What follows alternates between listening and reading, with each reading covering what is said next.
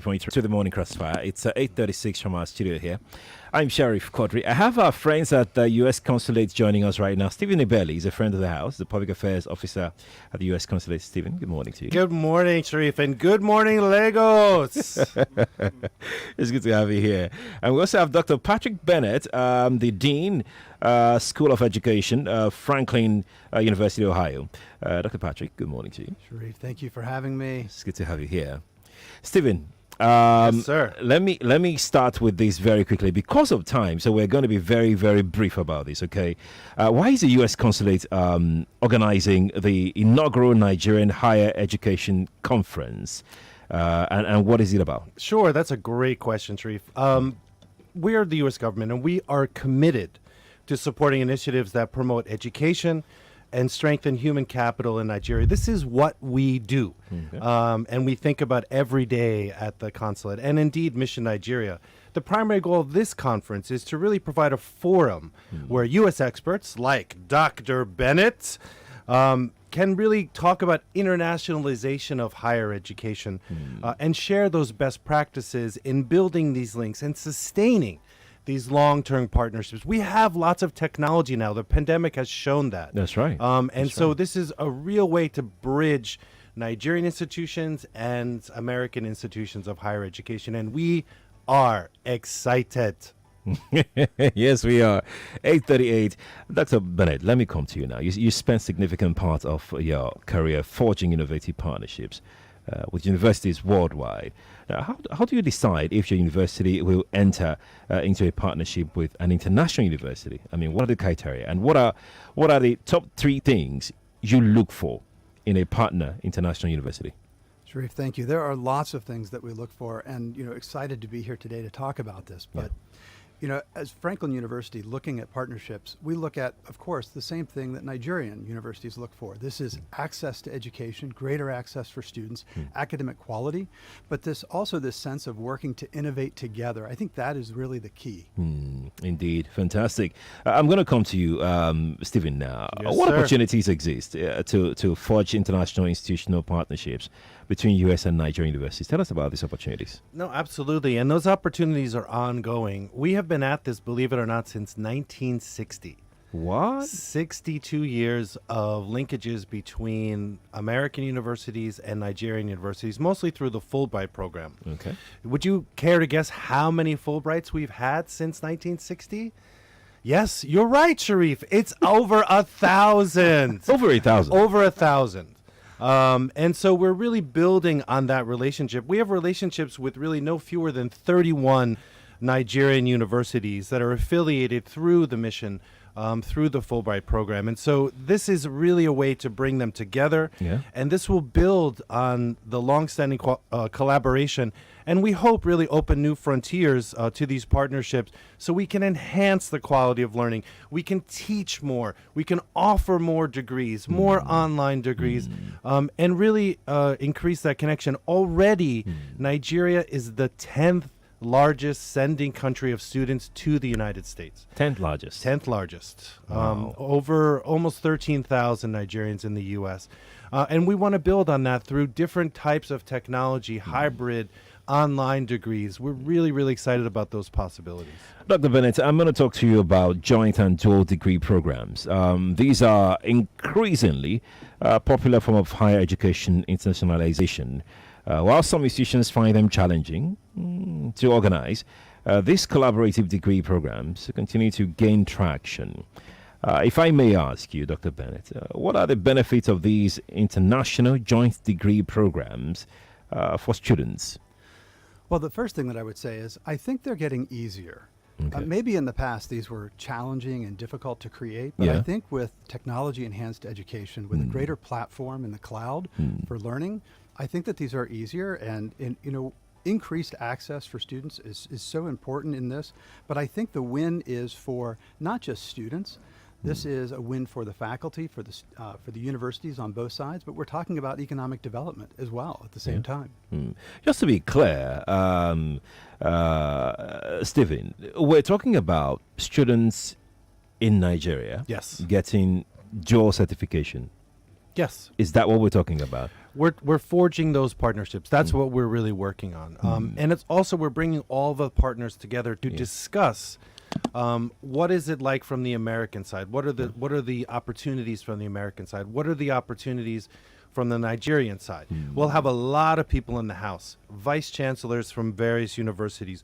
TET is going to be coming. NUC, the National Universities Commission, who we met with last week, will be coming as well to bring all of the stakeholders together, along with august U.S. experts like Dr. Bennett and others from the Texas International Education Consortium, for example. And so we're really hoping that this mind meld will really lead to very nice opportunities in the future, especially vis-a-vis technology. I'm going to stay with you, Philip.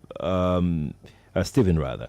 Why should Nigeria universities consider U.S. colleges and universities for partnerships? Because they are listening now and they're saying, why should we consider you?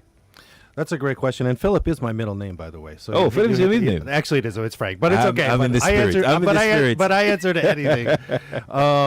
Now, American universities offer a world-class education. There are tremendous opportunities, not only for the theoretical, but also the practical part of that. And so in pursuing these partnerships, we really want to bring together these American universities, the expertise they offer, the practical training they offer, the technology that they offer with Nigerian universities. Not everyone can afford to go to the United States, for example. Maybe they can afford the education, but there's a lot of other costs, accommodation, the flights, etc. Online degrees or hybrid degrees really afford a more flexible opportunity. And we are in a more flexible age after the pandemic. I mean, none of us thought, even in the U.S. government, that we could telework for almost 2 years, and we did it. So why not? Why can't we do that with also education? Why not? That's a very interesting point to raise there. 8:44 is the time. Dr. Bennett, I'm going to come to you on one of the issues that I'm sure that most parents, students are thinking of in terms of getting education abroad, and that is funding. It's a major pain point in Nigeria higher education. Could you share some suggestions for exploring potential funding streams and maybe resources outside of government funding for higher education? Well, I can share the U.S. perspective, and I can say that part of the conference, I'll be leading a discussion with university leaders about this very topic.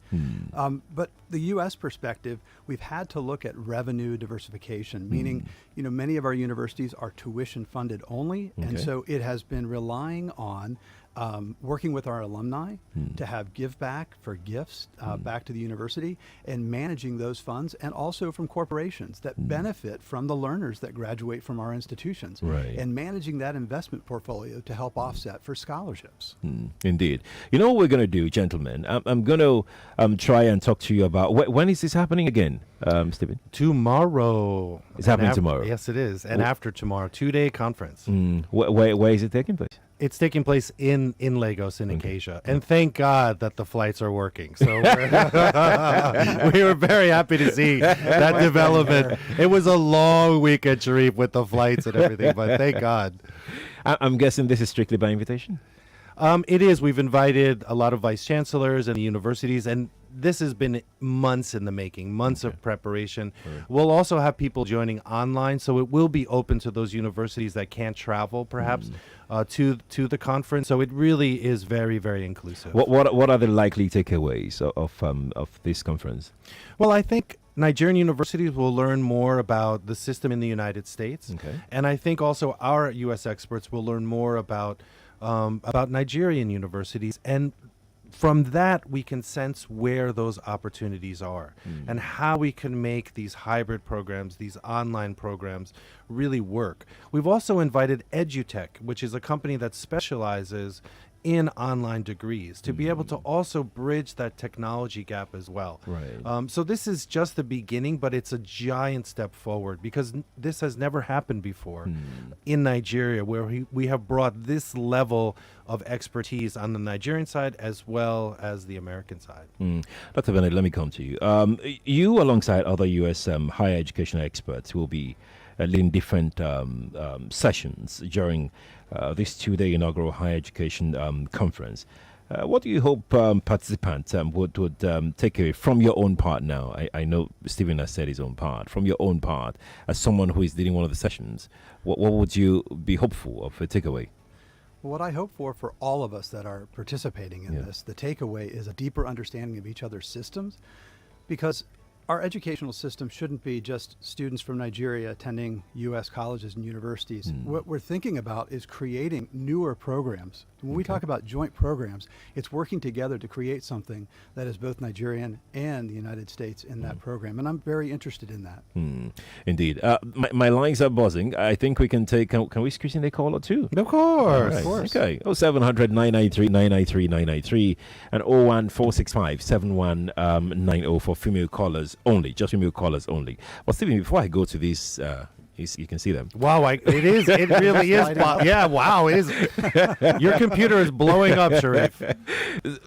Are private institutions also allowed to participate? Absolutely, in the conference? they are participating. Okay. Private institutions, so it's open to everyone because the system is the same, whether it's private or public, and it's the same on the U.S. side. Although most of our institutions are public, but there are state universities, and that's where the Texas Consortium is coming in. They're in touch with a lot of state universities in Texas, for example. Fantastic. Let's take some calls in. Good morning to you. Oh, we lost that. We're going to jump on another one very quickly. Excuse me. Okay, here we go. Good morning to you. Hello, good morning. Good morning to you. Yeah, Sharif, good morning. Morning this to is Yemi from Iowa calling. Welcome, Yemi. Please, I want to know from your guest, those of us who cannot come to the venue of the program, is there a provision for us to join online as well? I'll be very interested in the opportunities that has been that I just interviewed them for. Thank you very much, Sharif. Thank you, Yemi. Let's quickly take Joy's call. After Joy, then good morning to your guest. A very quick one. Welcome. I would like your guest to tell us, since I'm sure they have a deeper understanding the educational issues we have in Nigeria. So what do they think that is actually working in the U.S. education that is actually not working here in Nigeria? So because for us, we have a lot of migrants are going to U.S. for education. I'm sure there's something that's actually working in the U.S. that we're not doing here in Nigeria. Thank you. Thank you, Joy. Who's going to take what? Who's taking what? Well, I can take Yemi's question. Okay. We are inviting a lot of universities. So if Yemi works for a university or is affiliated with a university, he's very welcome to attend. We advertise on social media. That's one place to check. And as I mentioned, really we're bringing in all of the sort of the educational expertise on the Nigerian side to really discuss this. And just to take Joyce's question, and then I'll let Dr. Bennett jump in as well. Everything, it's not really our place to say what's working and what's not. Nigerian institutions are very, very well endowed. They have a lot of things going on, and they have a lot of opportunities for Nigerians as well. What our goal is to really bring the two countries together. That's really our goal in Mission Nigeria. Whether it's education or health or security, we're trying to deepen that relationship. And so this is the goal. This is the point, is to really connect Nigerian and American universities. The relationship between Nigeria and America is exploding. If you look at the cultural space, the creative space, and especially the education space as well. Indeed.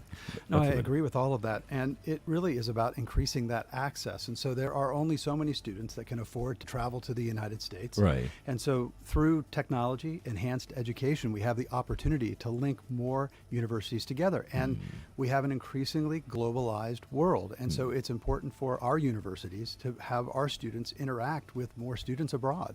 And that's very important to have that international component for American universities and also have that American component for Nigerian universities. It is a win-win. Right. Let's take another call quickly. Good morning to you. Good morning. Yes, Rich, good morning. Yeah, good morning. Please, I need to ask a question. Go on. Yeah, I did the whole Sophie, my fit for my I-20 for a school actually in US, but I haven't gotten a date. I got I had to send a mail for the emergency date. Is it because I haven't paid for my service fee? That's why I can't get a date for now. Because all dates are just like next year or something. Taken, Abby. Okay. All right.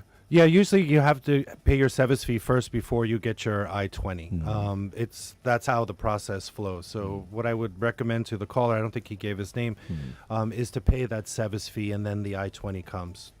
No, that's exactly correct.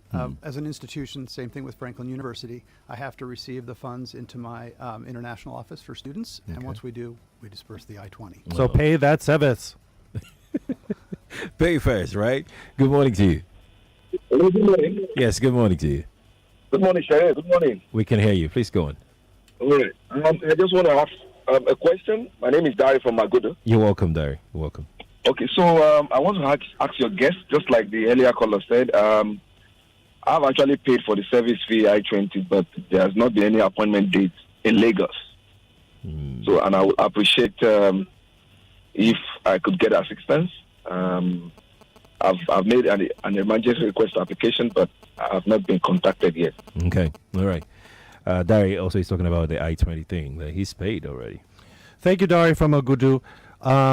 We do focus on students, and so I think you'll see coming up very soon are student days where students can apply. Yeah. But when you do make your emergency appointment, definitely specify in your emergency appointment, I am a student, and I'm looking for an appointment for a student visa, and they will answer you.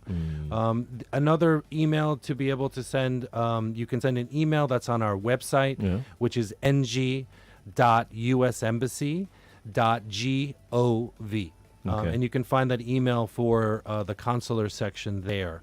But we do focus on students. We did over 10,000 visas last year for students who applied. And so we really focus on students. That is one of our priority areas. So Daria from Mugudu, please make that emergency appointment and please specify in there that you're a student. Now, listen, for many of our listeners interested in international higher education, is there any assistance provided by the U.S. Embassy to support Nigerian students who want to study in the U.S.? Absolutely. We have what we call Education USA advising centers. They are in Lagos, Ibadan, Calabar, and Abuja. And so you can get a lot of information on how to study abroad. There's also a wonderful website, which also is Education USA, one word, .state.gov. And you can get lots of information on that. In addition, Sharif, we have a program called the Opportunity Funds Program, where we help very high-performing but very low-income students apply to U.S. colleges. We don't give the scholarships. They get the scholarships themselves to U.S. universities, but we get them to the door of the university. We pay for the application fees. We pay for the tests. We have to go now. Stephen, thank you for coming. No, thank you very much, Sharif. And look at our website. You can get all the information right there. Dr. Patrick, thank you so much for coming. Sharif, thank you for having me. Gentlemen, thank you as well for coming. I'm Sharif. I'll see you tomorrow at 5. Bye for now. It's a beautiful day. You better taste it, love it. Enjoy the creamy coffee taste of Cowbell Coffee. Round the clock. It's really 99.3 Nigeria Info. We are more than just radio. Subscribe to our YouTube channel at Nigeria Info FM. Check us out on Facebook at Nigeria Info 99.3. Follow us on Twitter at Nigeria Info FM and on Instagram at Nigeria Info FM Lagos for live updates as it happens. 99.3